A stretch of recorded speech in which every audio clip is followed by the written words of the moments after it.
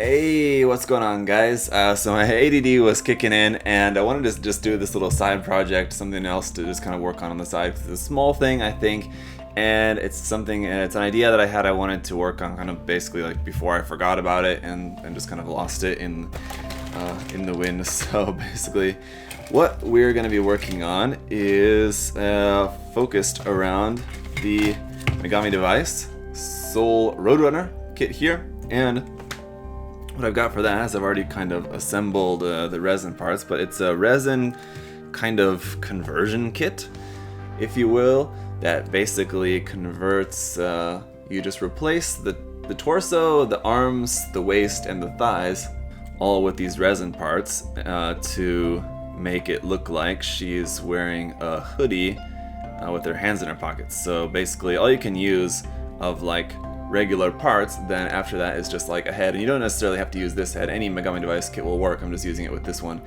and then you can use some legs, so I'm going to use the Roadrunner legs for this as well, but we're going to be using some extra parts as well.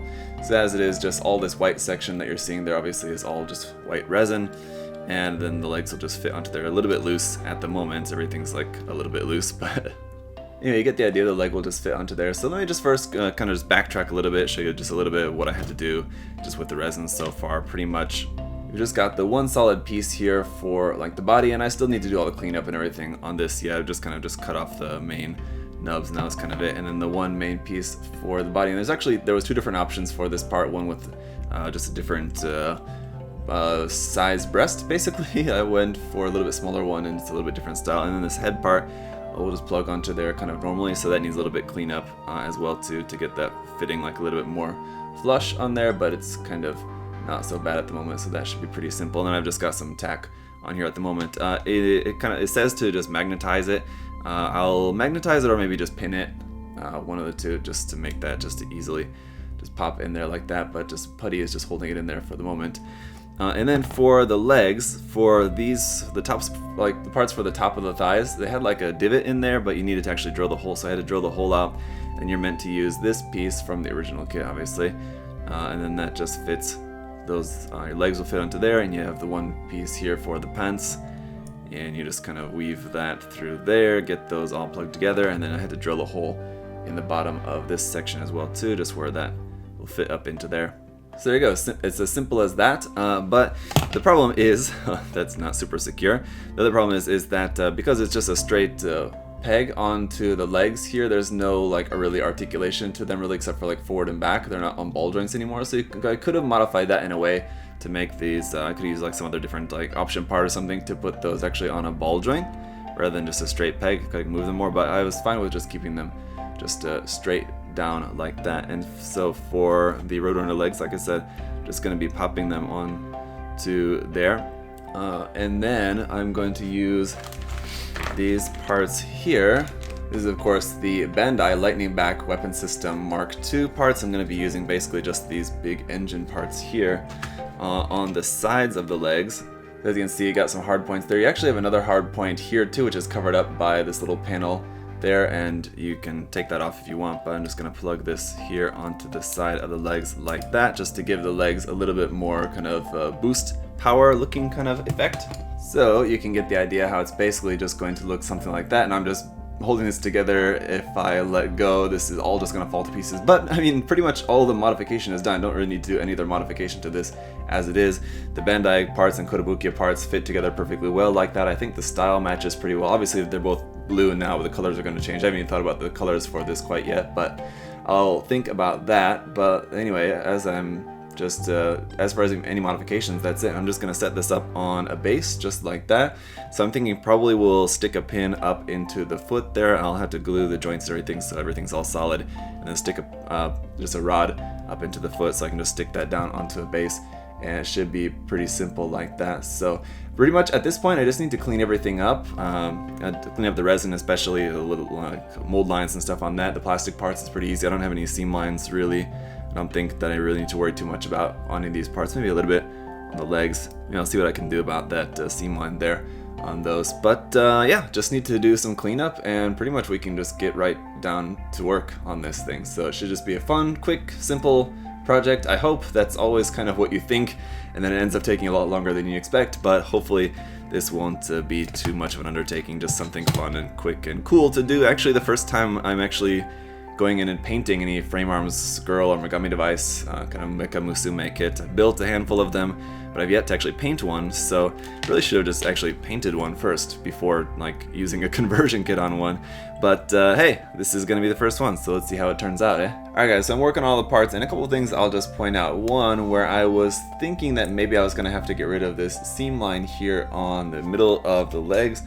So for example, you can see on the assembled leg, this would be the part that's kind of like right in the center there of the lower leg. And that there actually is not a, well, there's a seam line there of course, but it's made up as a pentaline. There is a pentaline detail there along the edge, so I actually don't really have to worry about that on the front and on the back of there. And on the back of the thigh part there, that's actually indented, or what do I want to say. There's a pentaline there. It's a pentaline, not an actual seam. Well, you guys get what I mean anyway. So I could fill that, but it's not like these like push together. They're just not pushed together all the way. There is an actual pentaline there between those parts, so that's good. Don't really need to worry about that. Although there is one part here, this part here on the back of the foot, these two pieces sandwiched together there. What I'm gonna do with that is just turn that into a pentaline using the always trustworthy Danmo scriber, which people, every time I use this in a video, people ask, what is this? What's the name of this tool? It's a Danmo scriber. It's just made by BMC, so this one in particular is 0.3 and 0.6 millimeter. You have two different options there for this.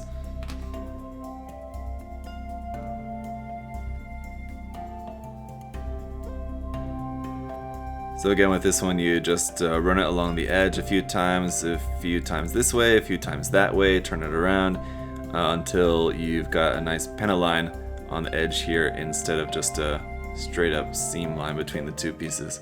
There you can see that's looking a little bit better. Anyway, it's something, so there's that.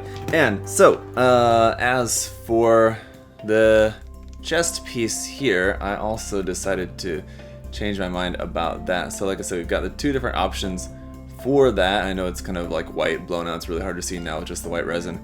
That's the smaller one which I was talking about earlier, and this is the larger one here. And I thought I've got both of them and I don't have anything to do with the other one, so I might as well, rather than just like pinning one and gluing it like I was planning to, I might as well just magnetize it, so then it's just like stuck on by magnet, and then you can just swap out, you know, whichever one you want. You have the option. I could change it if I wanted to. So let's put in a magnet in here. I have these here. These are just some 3mm round magnets. I think they're 2mm deep, or 2mm long, 3mm wide. So all I gotta do is, there's actually a hole marked in here already. So there's a hole there, which would be the guide point, and then there's the opposite hole on the other part as well. So you already got the guides in there. All you gotta do is drill it out and put in the magnet. So just because it's a little bit easier, I'm going to drill out with just a 2mm drill here first. Just if you go like right to 3mm right away, it's kind of a lot of resin that you're drilling through all at once, so it kind of is a little bit harder to do. It just takes a little bit more force. If you just start with a lower size and then move up to a 3mm one, just makes your life a lot easier, essentially, right? So, and if this ends up not really working out how I want, then I can always switch back to the idea of just putting in a peg, a rod here, or just gluing the piece just straight onto there. So you can just use your line of magnets here to stick one into place, like that, on the inside of there. There we go. Simple and easy. Then going the opposite way into the other piece, because you got to make sure that they're going to actually stick together. That one's a little bit loose in there, so I'll have to use some glue to hold that one in place. But there we go. There, our magnets are set, and it should just snap together like that. Now, like I said, that magnet is coming out, so I need to glue that actually. The one in the body is tight in there, but the other one is not so much. So that's set. Let me give that a few minutes to dry, cure in there, just that super glue, and then we'll test out our magnet. Otherwise, if it's not totally cured, we can just pull out the magnet again. That wouldn't be any good, so let's just set that aside for the moment. Alright, so we should be good now, and the other thing that I'm worried about is that these magnets are pretty strong. As you can see, they'll hold that piece in there just fine. like that, it's not going to come out. But with the head attached onto there, if that's going to add some extra weight to it, if the magnet's still going to hold pretty well, pretty strongly, let's see. And it's holding on there pretty good, it looks like, and doesn't seem like, if I'm shaking that, it feels like it's coming a little bit, or it's moving a little bit. But there you go. I don't think it's going to be going through anything quite like that. If it's just up on the shelf, you know, just on display, it's not going to just fall off or anything. The magnet seems to be holding on there well enough, so we're good to go. All right. There's certainly going to be more cleanup that I need to do on this body part here, just a mold line on the resin part, but it's really hard to see as it is. So I've done a little bit of cleanup. I think I'm just going to give this after everything's washed, and then once this has got the initial coat of primer on there, probably have to go back and do some more sanding on the mold line on that. And then just got the leg parts just all broken down and sanding all those parts, getting everything ready for painted. So it's pretty much just now that part's figured out. Everything here is just undergoing disassembly on the legs, sanding everything, getting everything ready, prepped for painting. Then we'll need to give it a bath. The resin parts I'll wash with some resin wash, and then just everything just with some regular just soap and water as well, and then we can get down to working on the painting. And actually, one more quick thing that I want to go over with you guys before I get these parts over into the bath and we get to work on the painting is that on these engine parts here, these parts had a little seam line on here that I had to get rid of, and then there's this little section in here, like right there, where I didn't get rid of the seam line, but it's this flat little section there that probably no one's ever going to notice, but this is where this plugs into the leg. You just have this little flat section there that I want to either sand a little bit more, or I thought I could just cover it up with a little bit of detail parts. So this is just some Kotobukiya detail parts. To be specific, this is a P.127 for anyone who wants to check on these parts. It's just these different detail parts, and this particularly small little vent sort of looking detail fits perfectly right on that little flat space there. So I've already got a couple of them cut out. Where did they go? Well, apparently one of them that I cut out has disappeared, but as you can see from this one that I did find, it is a very small little tiny part, so luckily I have some extras. Just gonna stick this right on here with a little bit of glue, and we'll be good.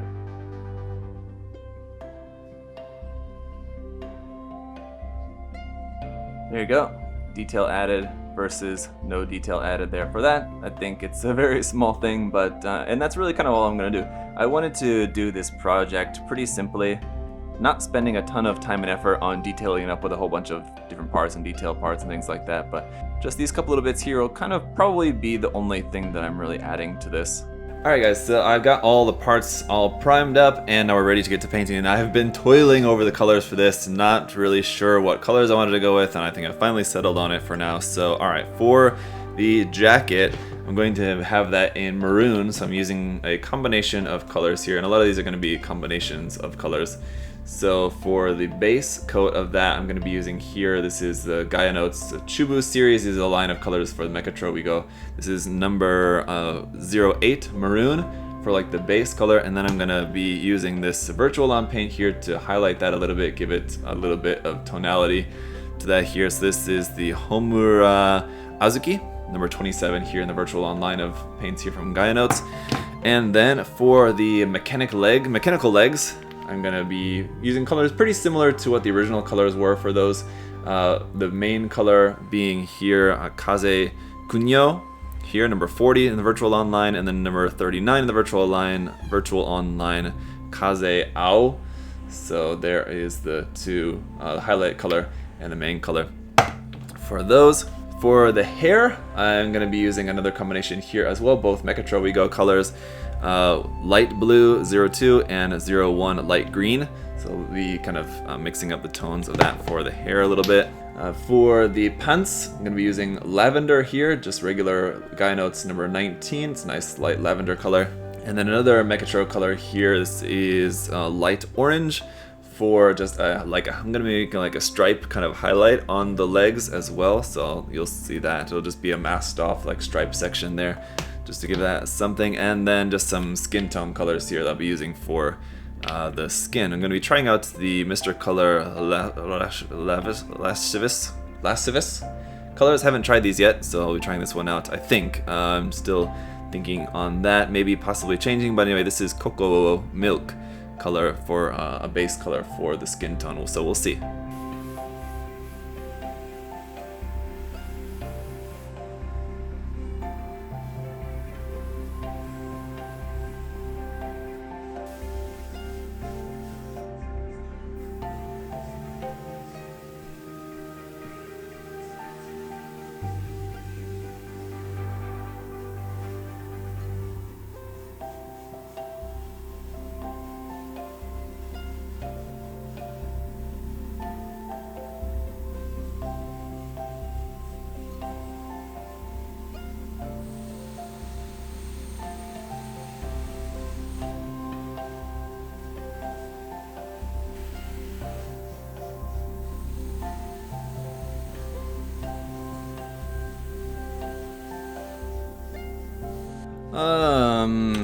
Well, you hate to see it, but I need to repaint these parts. So I had some issues painting this, and after talking to some friends, shout outs to Jim, and also shout out to Leona of Leona's Workshop. Highly recommend her channel if you guys are into resin stuff like this. And also Moki as well. I talked with him a bit about this also, but after chatting with some friends, it seems like the problem is with the paint, not necessarily with the resin. And what I was experiencing was some roughness, unnecessary roughness. It's gonna be hard for you guys to see, I think, but I want to try and show you guys my mistakes as well as my successes. And so you can see, like here on the front, you can see it's nice, glossy, smooth finish. There it's looking kind of fine, but then up in this sort of area up here, it's easier to point with the knife. You can see how the paint is kind of rough here, and if I rub that, it'll basically be kind of like rubbing off some of like the dust there.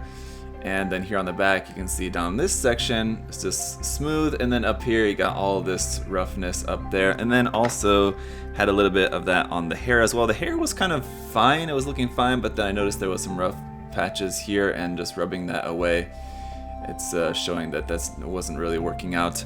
And needed a little bit, actually I saw like a little bit of a mold line on there that I wanted to clean up a little bit more anyway, that I didn't notice in the priming stages, so I need to strip and that. And parts of the skin tone I thought was looking pretty good actually. My skin tone here I thought was kind of looking fine, but upon looking really closely, it's a little bit not very smooth, but most of the skin tone, like the chest parts, it's a little bit rough up in there actually. Towards the top, and the thigh parts are perfectly fine. I think the thigh parts came out pretty well. You can see there's the shading on there. I think actually came out quite nice. It looks pretty good. But the face definitely had a lot of texture to that. So that's what I was talking with Moki about, because I know he's painted a few of these Megami device kits. And so I was wondering, because this plastic for like the face part is like a little bit softer, it feels like. So I was wondering if maybe the softer plastic makes it a little bit trickier to paint this, because again, it's going to be kind of hard for you guys to see. Hopefully maybe in the reflection you guys can see, yeah, hopefully you guys can see that, how it's just kind of, the paint's a little bit rough. And I thought like, well, you know, after some gloss coat and everything, it's probably not going to be that noticeable. So should I repaint it or not? But I've decided to just go ahead and repaint that to try to avoid that roughness. Now, what was the problem? Why was I getting these rough patches on here?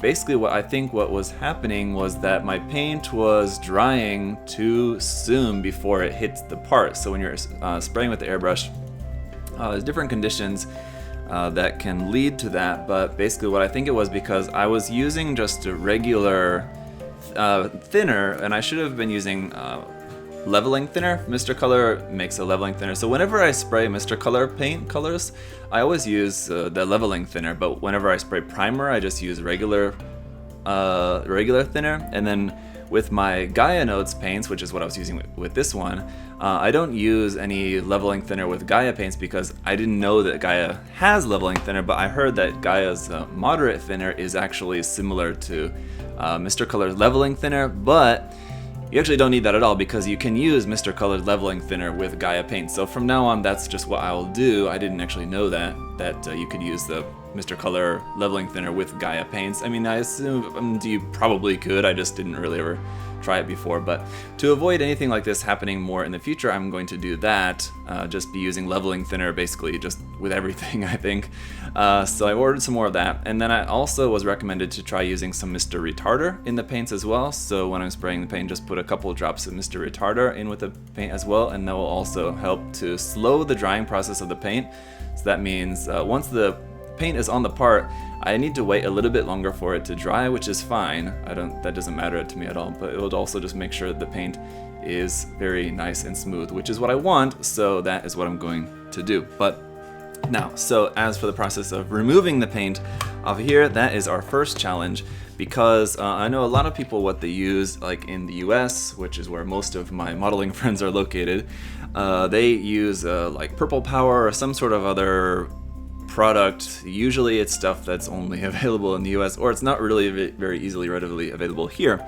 So I was looking and I found like one of the big huge things of Purple Power that I could get here for like about 50 bucks, which is pretty expensive I think, but also the problem was that it's gonna take like a month to get to me because it's basically coming from America. So instead of that, I also reached out to my friend Songdong. You guys may know him as Gunpla Lab, also fellow YouTuber, a friend here in Korea, and he recommended, or he said that he uses this. It's a Korean product, a more modeling multi-cleaner. So this is what he uses for stripping parts. So I'm going to give this a try.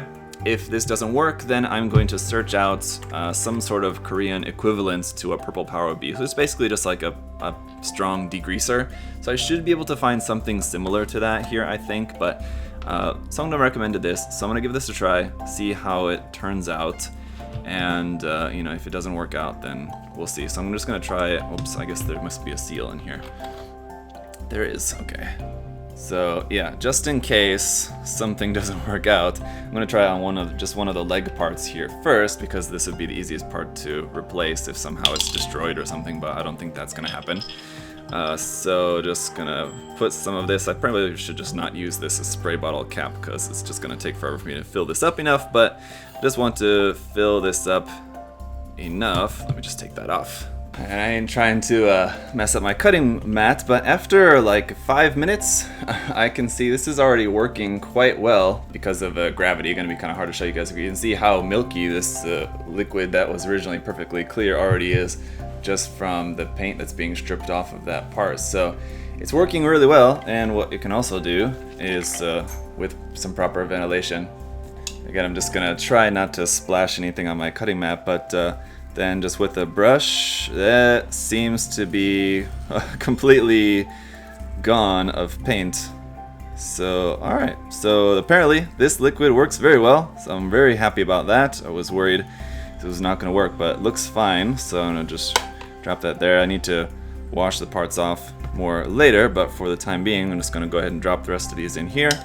And yeah, it seems like 5 minutes or so is really kind of all that it takes to get the paint either entirely off or at least loose enough that I can then just brush it off with the old toothbrush. So let me get these all stripped, and then we'll give them another go with the painting. Okay, bonus round. Alright guys, sorry if you're hearing some rain in the background. Hopefully the noise is not too bad. It's raining a lot these days, rainy season here, but anyway, so after I had to strip some paint off of those parts, and I wanted to order some new stuff, supplies to try using on that to try to get a smoother paint finish on this. So I got the supplies, but in the meantime I thought there's two variations of that sweatshirt conversion kit, and I have both. So I thought I might as well just do the other one at the same time and do them as like a set. So I kind of got the parts prepared here already to do a second one. I'll kind of paint them both at the same time. So first of all, the supplies that I got that I'm going to use, I got some different white surfacer. This is 1500 grit. The other white surfacer that I was using is 1000. Now I think the 1000 is probably fine. With leveling thinner, it will probably be good enough, but for whenever I'm doing like figure stuff like this, especially like skin, I think I'm just gonna stick with the 1500 just to make sure that it's super smooth. On like the actual like robot parts and things like that on the legs, I can use the 1000, and I'm sure it'll be fine. But just to make sure it's super duper smooth on the skin parts, I'll use 1500. So I didn't have any of that. And then as was recommended to me. Got some Mr. Retarder mild here to add to the paint. Like I said, just to slow the paint's drying process.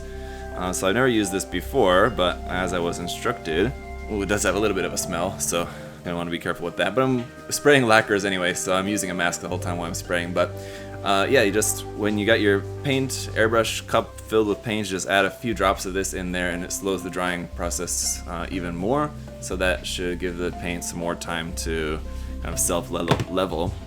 And the other thing that I didn't necessarily need for this, but I've been looking for it for a while, and the website that I was ordering this other stuff off of actually had this in stock, so I decided to pick this up. And this is something that I think maybe a lot of you maybe don't know that exists, so I wanted to show this to you as well. It's a figure accent color, so just like the other accent colors like that we use for panel lining, the black, brown, gray. Tamiya makes a few different colors, but they do also make this one as well. Now I know it's not super easy to find, like even a lot of shops here in Korea don't have it.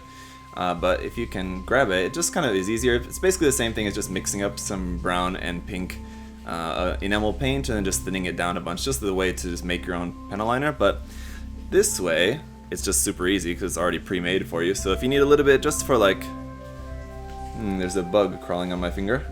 We'll say like just the little mouth detail on there. Once this is painted, I can just drop a little bit of this in there for just the mouth detail, and that will be super easy. I don't need to mix any paint or anything for that. So this is now stripped and waiting to be repainted. But anyway, so let me show you what I'm working on for the other one, which we'll be painting at the same time. So the sweater is slightly different on this one, and this one actually comes with 3 different options for the chest part, whereas the other one comes with 2. The other one comes with like a medium and a large. This one comes with a small, medium, and large. So I've already got them sort of cleaned up a little bit and the magnets installed in these already. So there's the small and medium and large. Okay, so I'm not sure which one exactly like ultimately I'll use, but I'll paint all of them up and we'll use one of them. Well, I need one of them right now just to demonstrate to you guys. So I'm gonna use the Asra Archer Aoi kit, which has a little bit different hair. It has this longer hair than the regular version. I think the regular version doesn't come with this long hair, it just has like the cutoff hair. I think the long hair was specific to the Aoi version, right? Yes, possibly. Anyway, so that is the head, and then the legs from the same kit here, and it just works the same. This one doesn't come with resin parts for the tops of the legs though. The top of the leg is like the full leg, everything is just all to the original kit. It's only just the pants are resin, and this one also fits a little bit higher up in there, so you barely really see those up in there. And I'm just using this this sword weapon that was included with the kit. I wanted to also, because I was using some Bandai option parts with the other one, I thought it'd be cool to do the same thing with this one, but I wasn't really, I was like going through my different option parts and things like that and not really seeing anything that I really liked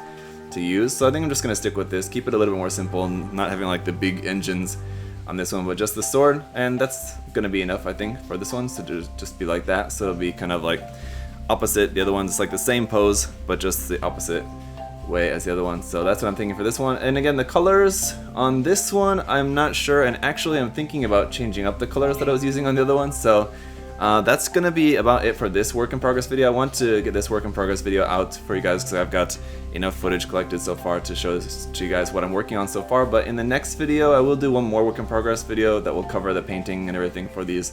So I'll cover that in the next video, and I do want to give you guys some time too by showing you the first work in progress now that you guys are watching it.